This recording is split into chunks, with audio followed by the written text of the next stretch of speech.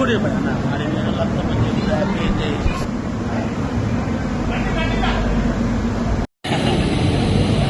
Jajula Srinivas Goud BC సంక్షేమ సంఘం జాతీయ అధ్యక్షులు ఈ రోజు దేశవ్యాప్తంగా జాతి జనగణనలో బీసీ కులగణన చేపట్టాలని అదేవిధంగా తెలంగాణ రాష్ట్ర అసెంబ్లీలో చేసినటువంటి విద్యా ఉద్యోగ ఆర్థిక రాజకీయ రంగాల్లో తెలంగాణ అసెంబ్లీలో ముఖ్యమంత్రి రేవంత్ రెడ్డి గారు కాంగ్రెస్ ప్రభుత్వం చేసినటువంటి చట్టాన్ని ఆయా పార్లమెంటులో ఆమోదించి దాన్ని బిల్లు రూపంలో తీసుకురావాలనే ప్రధాన డిమాండ్తో వేల మందితోటి ఒక ప్రత్యేక రైలు బోగి ద్వారా ఇవాళ ఢిల్లీకి బయలుదేరుతున్నాం. హైదరాబాద్ గడ్డకెళ్లి ఢిల్లీకి పోతున్నాం. తిరిగి విజయమో వీర స్వర్గమో అని నినాదంతో మళ్ళా ఢిల్లీకి వెళ్లి వస్తాం. జంతర్ మంతర్ దగ్గర ఏప్రిల్ 2వ తేదీన వేల మందితోటి బీసీల ఓరు గర్జన మహాధర్నా పేరుతోటి ఇలా వేల మంది ధర్నా చేయబోతున్నాం.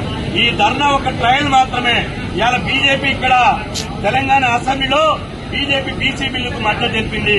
కానీ కేంద్రంలో వచ్చేవరకల్లా నాలుక మలిసి ద్వంద్వ ప్రమాణాలు పాటిస్తుంది. మేమంటున్నాం బీసీలు నిప్పు లాంటి వాళ్ళు నిప్పుతో చెలగాట మారితే ఢిల్లీ పెద్దల మెడలు వచ్చడానికి ఈ బీసీల జైత్రయాత్ర మొదలుపెట్టినాం. ఈ ప్రత్యేక ట్రైన్ ద్వారా ఢిల్లీ పాలకుల మెడలెత్తి మా బీసీ బిల్లును సాధించుకోవడానికి వస్తున్నాం. ఈ జంతర్ మంతర్ జరిగేటువంటి పోరుగర్జనకు ఏఐసీసీ అగ్రనేత రాహుల్ గాంధీ గారు అదేవిధంగా తెలంగాణ పీసీసీ అధ్యక్షులు మహేష్ కుమార్ గౌడ్ గారు వాళ్ళు ముఖ్య అతిథులుగా రాబోతున్నారు. పార్లమెంటులో ఉన్నటువంటి 26 రాజకీయ పార్టీల జాతీయ అధ్యక్షులు పాల్గొనబోతున్నారు. ఈ ఉద్యమం ఇంతటితో సాగరు. ఇది మొదటి మెట్టు మాత్రమే. మేము ముందు మీకు బీసీల సత్తా ఏందో బీసీల తడాకేందో చూపిస్తాం. బీసీల బిల్లు ఎందుకు ఆమోదించరు? బీసీల ఓట్లు మీకు అవసరం లేదా?